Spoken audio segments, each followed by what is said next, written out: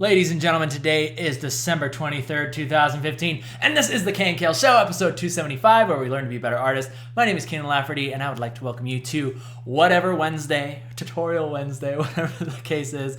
I think I'm actually going to be moving, I don't know, just Wednesdays seem really good right now. Tuesdays, it's right out of Monday, and it just seems really strange to be rushing an episode out. But yes, today is Tutorial Wednesday, and today we're going to be talking about thumbnails. Thumbnails with the amazing Mika, who is another one of my original characters. And just to prove it to you, I'm going to show you the original right here. The original that was done way back in 2003. And I know that this is probably the most amazing original character that you've ever seen. Pink-haired girl in a maid costume. But yes, in fact, this is my character, so don't you dare steal it. But yes, this is Mika from 2003. And we're going to be talking about thumbnails and how we got to this point. Got a time-lapse ready for you guys. And we're going to have ourselves a good old time. Going to be taking things a little bit easier today because it is the holiday week. And just kind of taking it easy. We're going to be doing more entertainment, more things so you can sit back with your hot cocoa and your marshmallows and you can enjoy a little bit more of an entertaining episode rather than educating episode. But before we actually get into the tutorial and the entertainment, take a stroll down the lovely lane because you guys are amazing and been submitting your beautiful pieces to the Facebook. And if you haven't had a chance to come out of your shell yet, then just type in that tiny URL right there, /KNKL fanart. Come submit your pieces, like the page, get featured on the show, and most importantly, come get some cookies. Alrighty, ladies and gentlemen. Oh, there we go. Oh, and by the way, this Jesus right here, this is amazing. My girlfriend, this is probably one of my favorite pieces that my girlfriend has ever seen, just to let you know. All right, last but not least, before we move into the actual... She's sitting over there. Before we move into the actual thing, we have one more piece of information or news for you guys. I did start my Instagram, so you guys can go check that out. Instagram.com/Keenan_Lafferty. You can see amazing things such as this. This is called a boomerang, I guess. I don't know. I'm not hip with all the lingo that you kids use today, so that's my boomerang. Go check it out and have yourselves a merry old time. Alrighty, ladies and gentlemen, with all that out of the way, let's go ahead and get into the time lapse. Get into the Mika thumbnail time lapse, talking about good stuff. Good stuff, because even though you guys might see something like this and you say, well, isn't that great? Isn't that just fantastic? Fan-freaking-tastic. It doesn't start like that. It does not start like that. It starts with not that sketch. It starts with these sketches. It starts with thumbnails. And this is what I tell you guys to do so many times, because this is where you allow your mind to just freely open, and this is what I like to call free drawing. You just create stuff and you're really looking for flow. That's the most important thing. As you notice, even on the edges of where I draw my thumbnails, I'm not even worried, because I used to do it this way. Right? I was like, okay, so let's make a new thumbnail, okay? So let's make sure that it's a perfect square, right? And I'm holding shift while I draw these lines. That's how I make them perfectly squared. And I'm like, oh no, but the aspect ratio is off. I'm doing 16:9. Okay, so it's got to be kind of there, right? And then I do the next mistake that I would do is I would zoom in, and then I would begin trying to slowly lay out a face, right? I'd be like, okay, so here's my thumbnail, right? And I'm not really worrying about, or I'm not considering flow, right? I'm not getting in there and just putting in huge lines. I don't know what this would be. This is some sort of whale lady. So, she's got big wings or something, right? A whale narwhal lady, okay? So anyway, but this is the important thing that you do with thumbnails. This is what you're supposed to be doing with thumbnails, rather than getting in there and trying to refine too much, okay? So I'm prefacing this because we're going to go into the time lapse, and you guys are going to watch me draw these out one by one. And if you just look at this, there's probably about 10 different thumbnails here. And it's very important that you guys understand that you're probably not going to get your actual final layout or your composition off the very first 2 to 3 thumbnails. Sometimes I actually do lay down the very first thumbnail. I'm like, that's pretty good, and then I'll just do some other ones just to humor myself, and then I'll eventually end up going back to the first one. But more often than not, this is a very exploratory stage, and I'm looking, like I said, for flow. I'm looking for composition. I'm looking for stuff like the main character here, which we can represent by M, and then we have negative space, which I went into with our last piece with Violet, okay? So I'm looking for stuff like that. I'm looking for flow, and I'm looking for just ideas. And for this one, it was going to be my character, Mika, on a couch, And so I just came up with a bunch of different ideas of how she could be sitting, what type of couch it would be, even the composition, like this one up here. See, it's like 50% couch and then like 10% Mika. You know, I thought that was kind of cute. But we didn't end up going with that one. But again, we're exploring. So before I bore you any further, let's go ahead and just get into the time lapse, shall we? You guys can watch me do this in real time, of course, because this is how I actually work. This is how fast I actually work. So yeah, and I'll do my best to explain my thought process as I'm going into this. So really, the first thing that I really wanted to do was I wanted to play up a background in this one. I really wanted to make sure that this character was interacting with the background, and I wanted to try a couple different color schemes. In fact, there was a photo that I was referencing for the color. Let me see if I can actually find that really quick here. Yes, the photo is right here. So this was taken from a long time ago when we were doing our studies on exposure, right? With like the light coming in through the windows. And I looked at it, I was like, oh, I actually really like the greens coming in through those, through the windows, and then like the yellow of the lights. So I wanted to do a picture that kind of emphasized, and I know I totally skipped over a big part of the time lapse, let me go back. So I really wanted to have something with that type of color scheme in it, that type of color palette.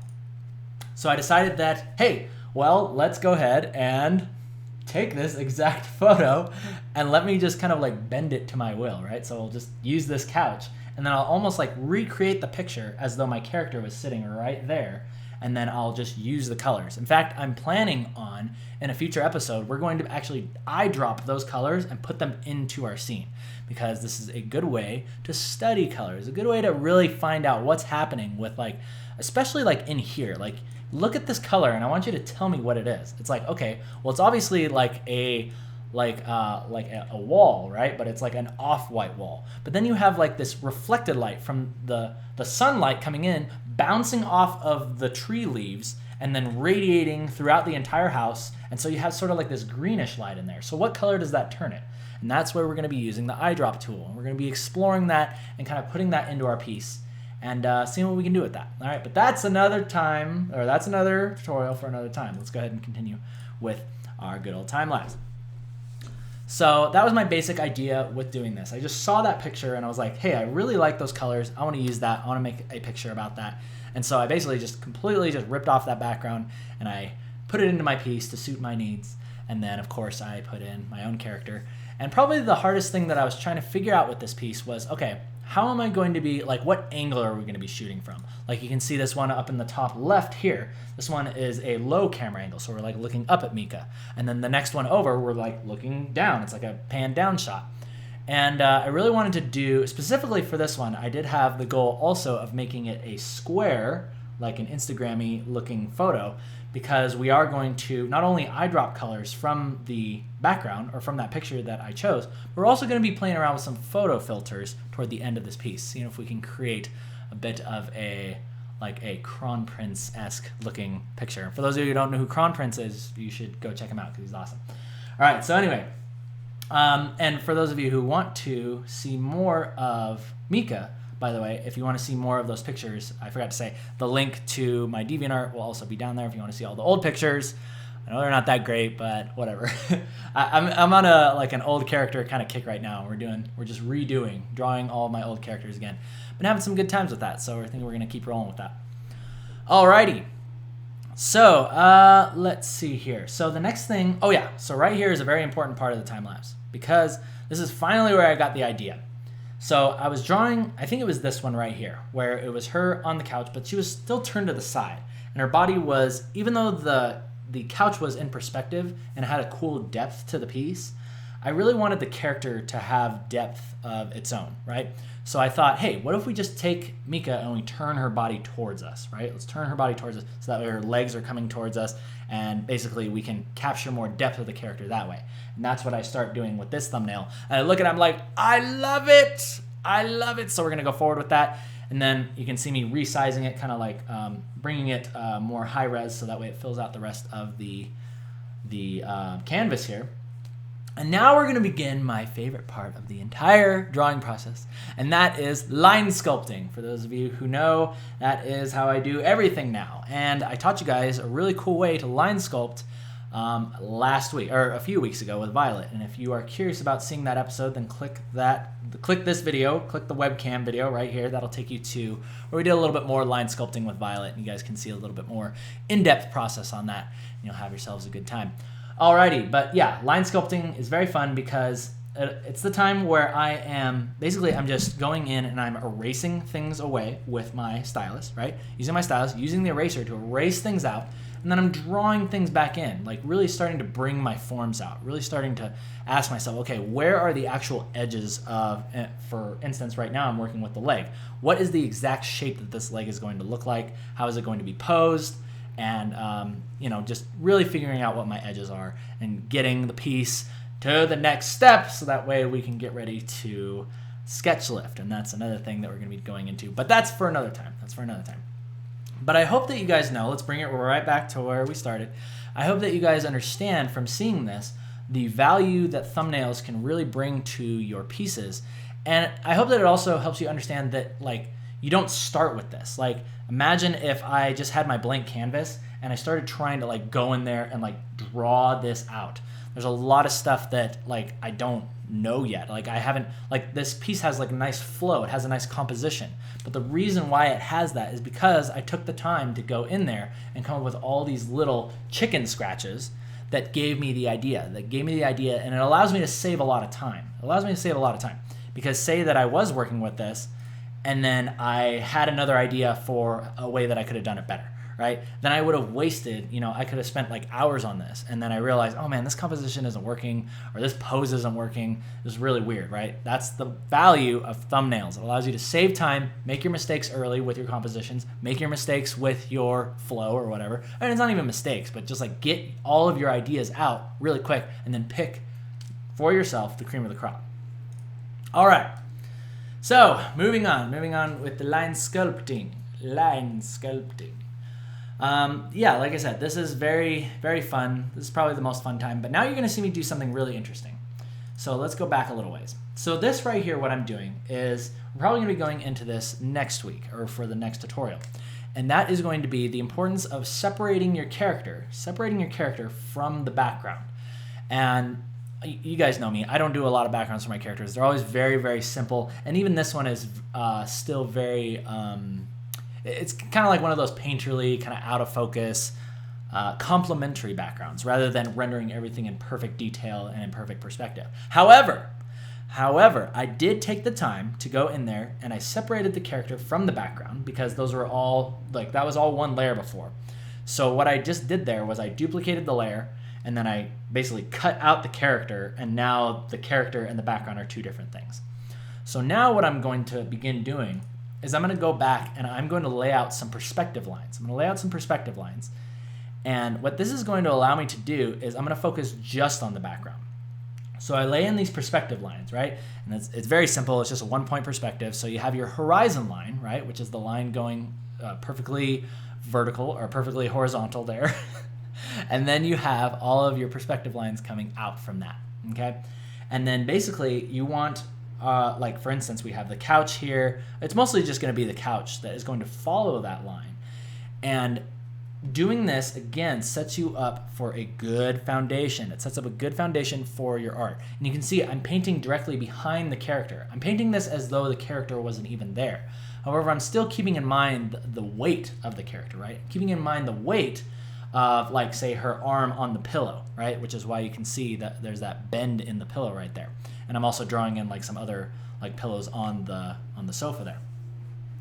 But I went back there and I painted the background without the character even being there yet. And that allows me to have it look more realistic, more believable. But also, I think it just really allows me to separate the two. Because before, I would always draw the character, and then I'd try to like kind of put the background behind it, and then I'd never do the perspective lines. I wouldn't really measure anything out, and it would just end up looking kind of tacked on. Like the background always looked tacked on. But I really wanted to take this one to the next level and have it look more like a photo. Have it a little bit more of a photo realism feel, at least in the background. And the colors too. Of course, the style is still very anime, but that's the way we like to do it. So Now that we have the character and the background completed, we put them together, and now we can begin refining both, separately. We can refine both separately. And don't worry, if you're completely confused right now, that's totally fine, because the PSD is also going to be going up on Patreon afterwards, and you can go through all the layers. You can take a look at how I separated the background from the character and check it out for yourself. Right? But we'll have more details on that at the end.